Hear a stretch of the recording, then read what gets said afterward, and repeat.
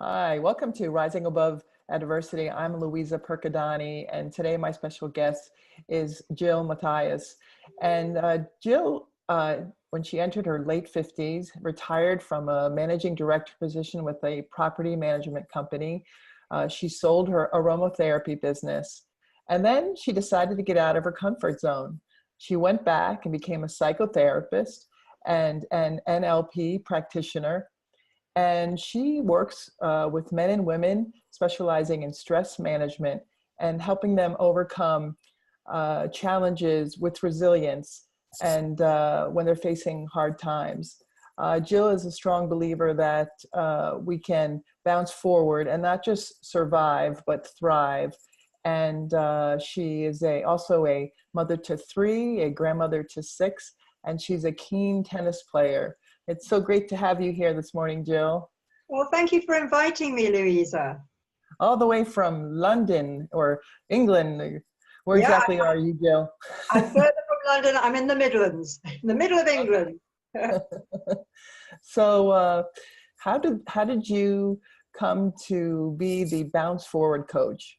That's a really good question. But actually, in my earlier life, I was a professional tennis coach, and I still play county over 65 tennis. Wow. And to a certain extent, the bounce forward came from my experience of tennis. And that is that a ball only moves forward and it never moves back.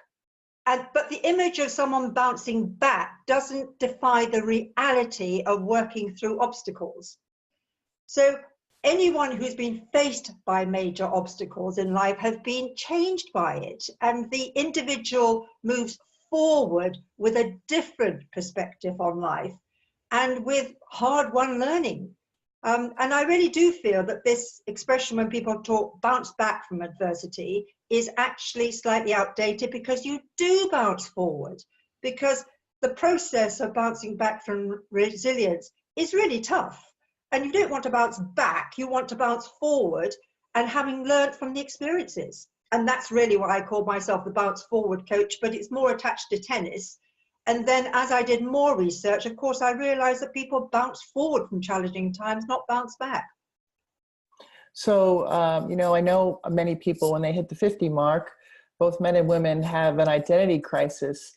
Yeah. Did you find that for yourself? I mean, going from, okay, I'm retiring now, to becoming a psychotherapist and an NLP practitioner, that's a big leap. It is. It was through a set of circumstances. I had very fearless 40s, but fallible 50s. So actually, when I got to my 50s, the first thing happened was that I sadly got divorced. I then had 3 of my very closest friends, 2 of which were godparents to our children, who died in their early 40s. I then had a deep vein thrombosis from a long haul flight, which popped me into intensive care for a while and took 18 months to recover. But more than that, in answer to your question, actually, we hit the recession with our property company. And that put me into a massive problem financially, to the extent that one lost many, well, millions of, not millions, but lots of money. And it forced me into a situation of having to sell our family home. But the lesson I learned from that is, don't always do things while you're feeling stressed or under pressure. Sometimes wait a little bit longer. But that's what happened to me. And then as a result, I think I realized that the only person who was going to get me out of this mess was me. And I had to reframe my thoughts and not just think, oh my goodness, this is just so awful. How can I come out of the negative thoughts and reframe things? And I knew I had loads to give to people, and I did change my complete career path. And I changed I coach as a psychotherapist now, and an NLP master practitioner. And I also went into mediation, because I do work with divorce lawyers on their clients trying to mediate for a settlement. Wow, that's, your journey is quite inspiring. I mean, even So as you were going through that process, did you develop new ways of being? Because that's a lot to go through in a short period of time. It is. Oh, I think there are so many strategies that I could talk to your viewers on. You're in charge of what you put into your head, and that's really, really important. Everybody has a different story, and it's what you believe about your story. And that's why when I am working with people, things like limiting beliefs are so important. I mean, do you really believe what you're putting into your head? Is it really true? And I do think that the chatter in your head is something that you can learn to control. I talk about the worry buster, and that's what goes into your head at 2 o'clock in the morning. You think, oh my goodness, I'm never ever going to get over this. This is a nightmare. How am I going to get through this next day?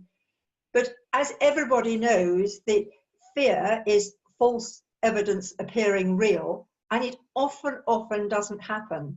And I say to people when they have this worry buster or they have this chatterbox in their head, yes, deal with it, but not then. Try and say to yourself, if you've got this nightmare at 2 o'clock in the morning, do some breathing, look at something like Headspace, which is a wonderful free app, and say to yourself, right, at 4 o'clock this afternoon, I'm going to sit down and I'm going to discuss this with myself.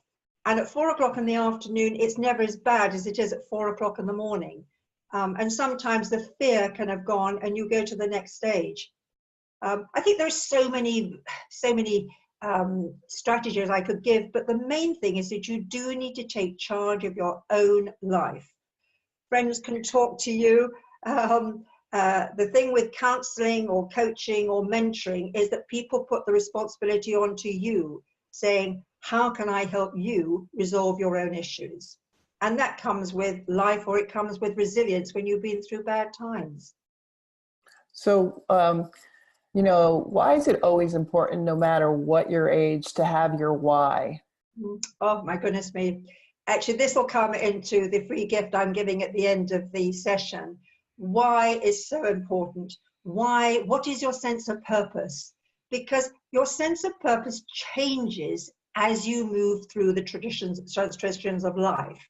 I mean, it could be that your why is that you've got young children and you have to get up for them in the morning and do the best you can. Why may be that you are just going to work and you have to go and work endless hours. But on the wheel of life, it's important that you have every aspect of your life covered. That could be relationships, it can be money, it can be fun and leisure. It can be your home environment, but your why is the most important thing, because without a why, you are never going to gain clarity in life. Why is what you believe in, what your values are, what your sense of purpose is, of getting up in the morning, and that's desperately important. So I know that you coach many people, and that you find that, some people, that there seems to be a recurring theme that they've had a really great life, but they really haven't had a setback. And then when they do face one, it's a little bit harder for them to bounce forward. Yeah, you want to speak to that? Yeah, that's an interesting question, because I think that people who have challenges throughout their lives think to themselves, oh, why is it happening to me? But there is a silver lining to that, and that is that you learn to go and deal with the challenges in life.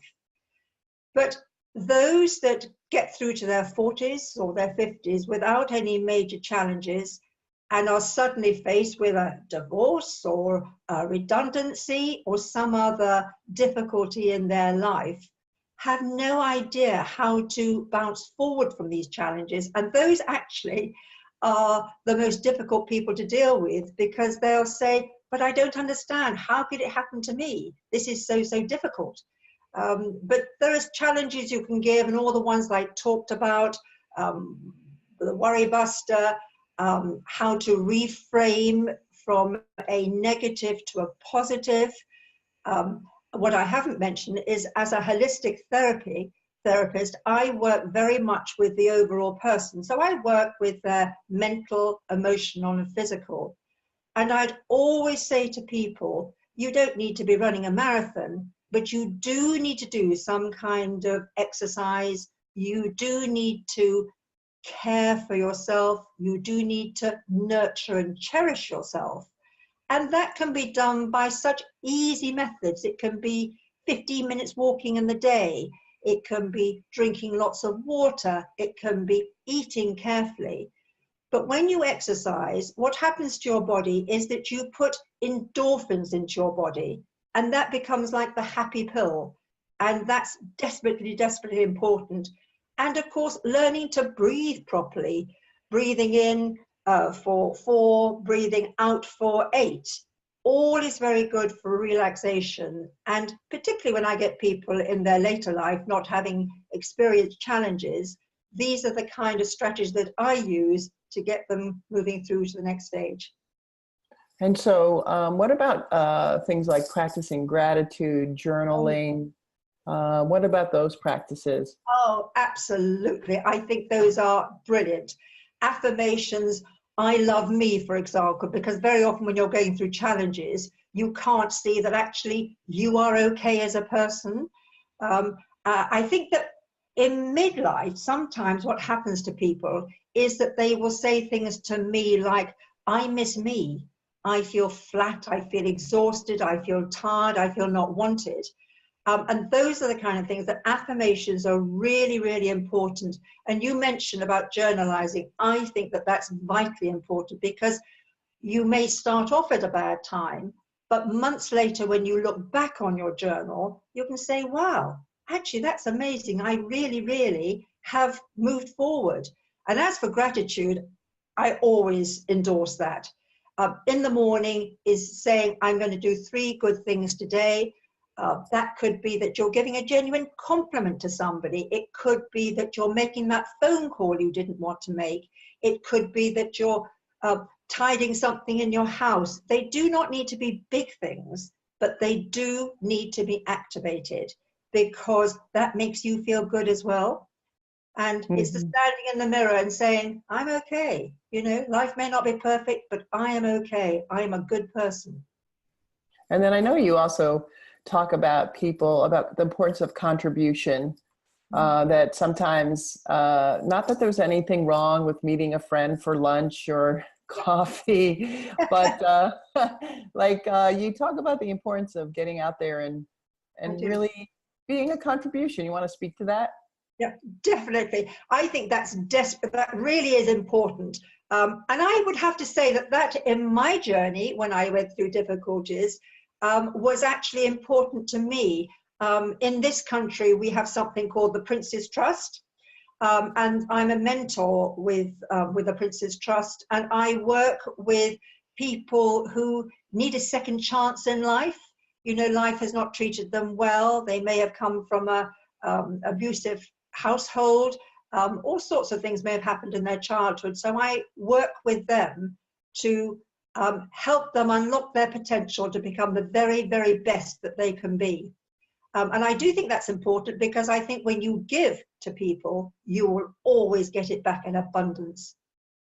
Well, I got to tell you, Jill, I just love your aliveness, your vitality, and just your zest for life. It's contagious. Oh, thank you. Who you are. So I know you have a free gift for our viewers, and you touched on it briefly, but can you share again what it is? Yeah, no, this is, it's like an ebook, and it's called the Foundations for the House of Life. And what I show in this booklet is that there are 5 important pillars that you need to be able to gain the most out of life. There's the mental side, there's the physical side, there's the social side, and there's the spiritual side. Now, the spiritual side is the most important, because that is what has got the sense of purpose and the why in your life. Now, if that little pillar falls down, you are in a mess, and that's what brings people to have their duvet days and not want to get up in the morning because they have no clarity on how they can move forward. So what I do with this booklet, and it's quite a long booklet, is I go through all these pillars about how important they are and how you can activate them and really enhance your life.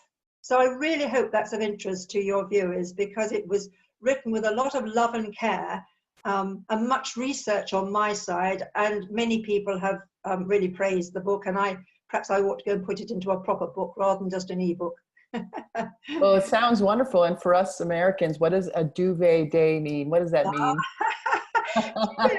That's a good question. I didn't know what a duvet day was until my youngest son changed his job. And I was saying, so tell me about how many days holiday you get. And he was explaining it to me. And then he smiled at me. He said, but I get 2 duvet days. So I said to him, what's that? He said, well, I suppose they're days where for some reason you may have had a very good weekend, probably been to a wedding or drunk too much, and you don't want to get up in the morning. So but duvet days are fantastic, as long as they don't encourage you to go and stay in bed when you're meant to be working or doing other things. Well, I wish here in the States we would have some duvet days. That would be really nice. So that's fantastic. Well, thank you, Jill, for joining us all the way across. For actually, it's 2 ponds because I'm in Hawaii, so it's amazing that we can be speaking so far away from each other right now, live. And it's just been such a pleasure. And thank you for being here. And It's been a real pleasure. And I'd say to any of your viewers, there will be contact details on my free gift. I always give a free chemistry call, and anybody that would like to chat to me about their situation, I'd be delighted to go and speak to them. And thank you for inviting me to take part in your summit. Oh, fantastic. Well, you hear that? There's even more. There's a chemistry call and a wonderful ebook. And so thanks everyone for being here. Remember that together we rise. Thank you so much. Cheers. Bye-bye, Louisa.